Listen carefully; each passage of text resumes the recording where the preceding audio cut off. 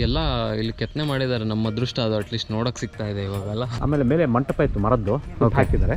ಅದೇ ಫಾರಿನರ್ಸ್ಗಳು ತುಂಬಾನೇ priority importance ಎಲ್ಲ ಕೊಟ್ಟಿದಾರಲ್ಲ. ದಸರಾ ಉಟ್ಕೊಂಡಿದ್ದೆ ಇಲ್ಲಿ ವಿಜಯನಗರ ಕಾಲದಲ್ಲಿ.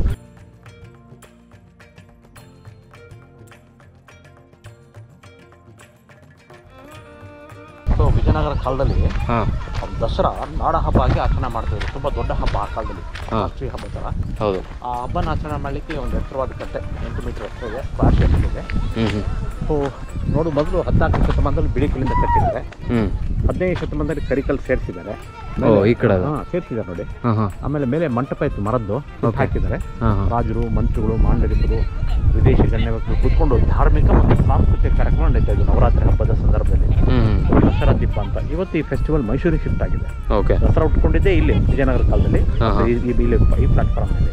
ಆಮೇಲೆ ಇಲ್ಲ ಕಾರ್ವಿಂಗ್ಸ್ ತುಂಬಾ ಚೆನ್ನಾಗಿದೆ. ನೋಡಿ, ಸೈನ್ಯದ ಬಲ ತೋರಿಸಿದ್ದಾನೆ ನೋಡಿ. ಆನೆಗಳು ತೋರಿಸಿದ್ದಾನೆ, ಒಂಟೆಗಳು ತೋರಿಸಿದ್ದಾನೆ, ಕುದುರೆಗಳು ತೋರಿಸಿ ನೋಡಿ. ಅಲ್ಲಿ ಆನೆ ಇದೆ, ಇಲ್ಲಿ ಒಂಟೆ ಇದೆ, ಕುದುರೆಗಳಿದೆ ನೋಡಿ.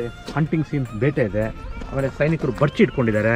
ಆಮೇಲೆ ನೋಡಿ, ಮುಸ್ಲಿಂ ಕಮಾಂಡರ್ಸ್ ಅವರು ರಾಜ ಅಲ್ಲಿ ಕೂತ್ಕೊಂಡಿದ್ದಾನೆ.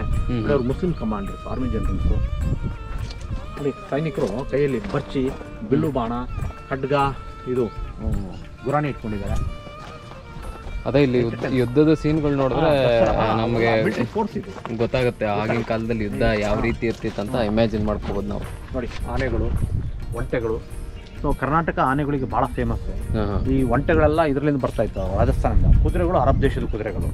ಸೈನಿಕರು ಹಿಂದೂ ಮುಸ್ಲಿಂ ಇದ್ರು ನೋಡಿ. ಕಮಾಂಡರ್ಸ್ ನೋಡಿ, ಅಲ್ಲಿ ಮುಸ್ಲಿಂ ಕಮಾಂಡರ್ಸ್ ನೋಡಿ. ವಿಜಯನಗರಕ್ಕೆ ಹಿಂದೂ ರಾಜರಿಗೆ ಮುಸ್ಲಿಂ ಕಮಾಂಡರ್ಸ್. ಓ, ಇದು ರಾಜ, ಮುಸ್ಲಿಂ ಕಮಾಂಡರ್ಸು, ಇವರೆಲ್ಲ ಸೋಲ್ಜರ್ಸ್. ಓ, ಎಲ್ಲ ಇಲ್ಲಿ ಕೆತ್ತನೆ ಮಾಡಿದ್ದಾರೆ. ನಮ್ಮ ಅದೃಷ್ಟ ಅದು ಅಟ್ಲೀಸ್ಟ್ ನೋಡಕ್ ಸಿಗ್ತಾ ಇದೆ ಇವಾಗೆಲ್ಲ. ಎಷ್ಟು ಸೈನ್ಯದ. ಹೌದು, ಇಲ್ಲೆಲ್ಲ ಬೇಟೆ ಚಿತ್ರಗಳು ಕಾಣ್ತಿದೆ, ಹಂಟಿಂಗ್ ಸೀನ್ಸ್.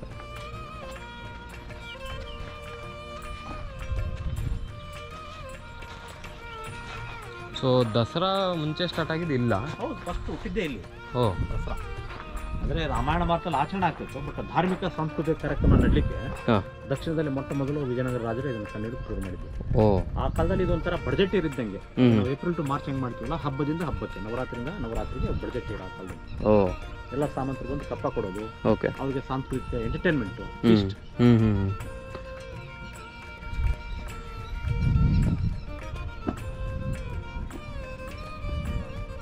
ಒಂಥರ ಗೋಡೆಗಳ ಮೇಲೆ ಎಕ್ಸಿಬಿಷನ್ ಥರ ಇದೆ. ಸೊ ಕಲ್ಲಿಂದನೇ ಎಷ್ಟು ಮಾಡಿದ್ದಾರೆ ಅಂದರೆ, ಇನ್ನು ಆ ಟೈಮಲ್ಲಿ ವುಡನ್ ಆರ್ಟ್ ವರ್ಕ್ಸ್ಗಳಾಗಿರ್ಬೋದು, ಅಂದರೆ ಪೆರಿಷಬಲ್ ಆರ್ಟ್ ವರ್ಕ್ಸ್ ಫಾರ್ಮಲ್ಲಿ ಇನ್ನೂ ಏನೆಲ್ಲ ಇತ್ತು ಅನ್ನೋದೇ ಒಂದು ಕುತೂಹಲ ಮೂಡುತ್ತೆ. ಕಲ್ಲುಗಳು ನಾಶ ಆಗದೇ ಇರೋದ್ರಿಂದ ಸೊ ನಮಗೆಲ್ಲ ನೋಡೋಕ್ಕೆ ಸಿಗ್ತಾ ಇದೆ. ಬಹುಶಃ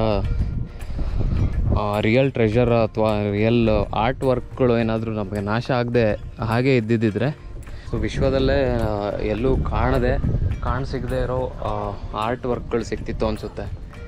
ನವರಾತ್ರಿ ನಾಡ ಹಬ್ಬ ವಿಜಯನಗರ ಕಾಲದಲ್ಲಿ ಸುಮಾರು 10 ದಿವಸ ತುಂಬ ವೈಭವವಾಗಿ ಪ್ರಪಂಚದ ಗಮನ ಸೆಳೆದಿತ್ತು. ಈ ಹಬ್ಬಗಳು ನೋಡಲಿಕ್ಕೆ ವಿದೇಶಿ ಯಾತ್ರಿಕರೆಲ್ಲ ಬರ್ತಾ ಇದ್ರು ಆ ಕಾಲದಲ್ಲಿ, ವಿಜಯನಗರ ಕಾಲದಲ್ಲಿ. ಈಗ ದಸರಾ ಮಾಡ್ಲಿಕ್ಕೆ ಮಾಡಿರೋದು. ಈ ಕಡೆಯಿಂದ ರಾಜರಾತ್ರಿ ಹೋಗ್ತಾ ಇದ್ರು. ಅರಬ್ ದೇಶದ ಕುದುರೆ ನೋಡಿ, ಕುದುರೆ ಮಾಡುವ ಅರಬ್ ದೇಶದ ಕುದುರೆ ವ್ಯಾಪಾರಿ, ಒಂಟೆಗಳು, ಆನೆಗಳು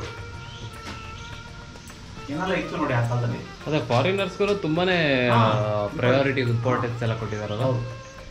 ಎಂಟರ್ಟೈನರ್ಸ್, ಮ್ಯೂಸಿಷಿಯನ್ಸ್, ಎಷ್ಟು ಫ್ರೆಂಡ್ಶಿಪ್ ಇತ್ತು ಹೊರ ದೇಶದ ರಾಜರುಗಳ ಜೊತೆ ಅಂತ. ಅವ್ರನ್ನ ಗೌರವವಾಗಿ ವೆಲ್ಕಮ್ ಮಾಡಿಕೊಂಡು ಎಲ್ಲ ಅವ್ರಿಗೆ ಬೇಕು ಬಡವನ್ನು ಕೇಳ್ಕೊಂಡು ಅವರ ಆಧಾರ ಸತ್ಕಾರ ಮಾಡ್ತಾ ಇದ್ರು ಆ ಕಾಲದಲ್ಲಿ ರಾಜರು. ಮೇಲೆ ಮಂಟಪ ಇತ್ತು ಶ್ರೀಗಂಧದ್ದು, ಎಲ್ಲ ಸುತ್ತ ಹಾಕಿದರೆ ನೋಡಿ ಎಷ್ಟು ದೊಡ್ಡದಿದೆ ರಾಜ ಪ್ರಾಂಗಣ. ಪ್ಯಾಲಾಸ್ ಏರಿಯಾ ಬರೀ ಬೇಸ್ಮೆಂಟ್ ಮಾತ್ರ ಇದೆ. ಹೌದು, ಎಲ್ಲ ಹೆಚ್ಚಿಂದು wood, sandalwood, rose wood, teak wood structure ಇರೋದ್ರಿಂದ ಎಲ್ಲ ಸುಟ್ಟು ಹೋಗಿದೆ. ಹೌದು, 6 ತಿಂಗಳು ಇಟ್ಕೊಂಡು ಹಾಳು ಮಾಡಿದೆ.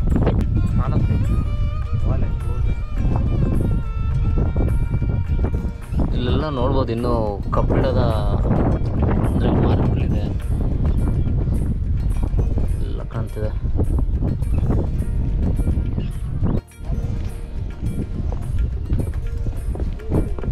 ನೋಡಿ 14ನೇ ಶತಮಾನದಲ್ಲಿ ಬಿಡಿಕಲ್ಲು 15ನೇ ಶತಮಾನದಲ್ಲಿ ನೋಡಿ ಕರಿಕಲ್ಲು ಸೇರಿಸಿದ್ದಾರೆ ನೋಡಿ. ಇದನ್ನು ಸುಲಭವಾಗಿ ನೋಡ್ಬೋದು. ಹೊಡೆದಾಕ್ಬಿಟ್ಟಿದ್ದಾರೆ, ಎಲ್ಲ ಪೀಸ್ಗಳೆಲ್ಲ ಬಿದ್ದಿದೆ. ಆಮೇಲೆ ಡ್ಯಾನ್ಸರ್ಸ್ ನೋಡಿ, ಕಾಸ್ಟ್ಯೂಮ್ಸ್ ಕೇಳಿದೆ ನೋಡಿ, ಶರ್ಟ್ಸ್ ನೋಡಿ, ಹೇರ್ ಡ್ರೆಸ್ಸು, ಹೇರ್ ಜ್ಯುವೆಲಿಂಗು, ಡ್ಯಾನ್ಸರ್ಸು, ಎಂಟರ್ಟೈನರ್ಸು. ತುಂಬಾ ಚೆನ್ನಾಗಿ ಕಾಣುತ್ತಲ್ಲ ಕಾಸ್ಟ್ಯೂಮ್ಸ್. ಈ ಕಲ್ಲು ಕಲರ್ ಡಿಫ್ರೆನ್ಸ್ ಇರೋದಕ್ಕೆ ಏನು ರೀಸನ್? 14ನೇ ಶತಮಾನ. ಆಮೇಲೆ ಬೇರೆ ರಾಜ್ಯ ಬಂದು ಅಡಿಷನ್ ಮಾಡಿರೋದು. ಅಂದ್ರೆ ಕಲ್ಲು ಹೊರಗಡೆ ಈ ಕಲ್ಲು ಇದು ಲೋಕಲ್ ಸ್ಟೋನ್ ಅಲ್ಲ, ಬೇರೆ ಕಡೆಯಿಂದ ತರಿಸಿದ್ದಾರೆ. ಈ ಥರ ಇಲ್ಲಿ ಸಿಗೋದಿಲ್ಲ ಬ್ಲಾಕ್ ಸ್ಟೋನ್. ಅದೇ ನನಗೆ ಅದೊಂದು ಸ್ವಲ್ಪ ಆಶ್ಚರ್ಯ ಆಯಿತು. ಯಾಕಂದರೆ ಸ್ವಲ್ಪ ಹಳೆದಾದರೂ ಇಷ್ಟು ಡಾರ್ಕ್ ಡಿಫ್ರೆನ್ಸ್ ಬರಲ್ಲ. ಲೋಕಲ್ ಅಲ್ಲ, ತರಿಸಿದ್ದಾರೆ. ಅದು original local stone. Okay. So ಇಲ್ಲೆಲ್ಲ ಡ್ರೆಸ್ಗಳು ಕಾಸ್ಟ್ಯೂಮ್ ಸ್ಟೈಲ್ ನೋಡ್ಬೋದು.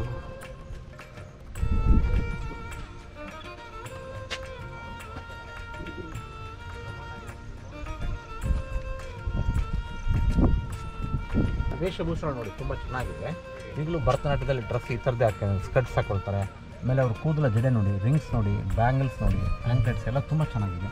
ಆಮೇಲೆ ಇಲ್ಲಿ ನೋಡಿ ವಾದ್ಯದವ್ರು ನೋಡಿ, ದೊಡ್ಡ ಡಮರುಗ ಇದೆ, ಪೈಪ್ ಇದೆ, ತಾಳ ಇದೆ ನೋಡಿ, ಎಂಟರ್ಟೈನ್ಮೆಂಟ್ ಮ್ಯೂಸಿಕ್ ನೋಡಿ, ಡ್ಯಾನ್ಸಿಂಗ್ ಪೋಸ್ಗಳು ನೋಡಿ, ಅವ್ರ ಕೈ ಹಾವು ಬಾಬುಗಳು ನೋಡಿ ಎಷ್ಟು ಲೈವ್ ಆಗಿದೆ. ಹೌದು, ಆನೆಗಳು.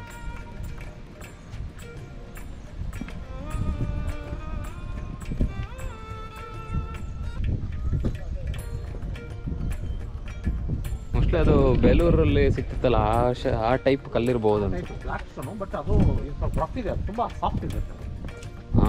ಅಂದರೆ ಈ ಸ್ಟೋನ್ ಕಂಪೇರ್ ಮಾಡಿಕೊಂಡ್ರೆ ಸ್ವಲ್ಪ ಬ್ಲ್ಯಾಕ್ ಸ್ಟೋನ್ ಸ್ವಲ್ಪ ಡೀಟೇಲ್ಸ್ ಜಾಸ್ತಿ ಇದೆ ಅದರಲ್ಲಿ.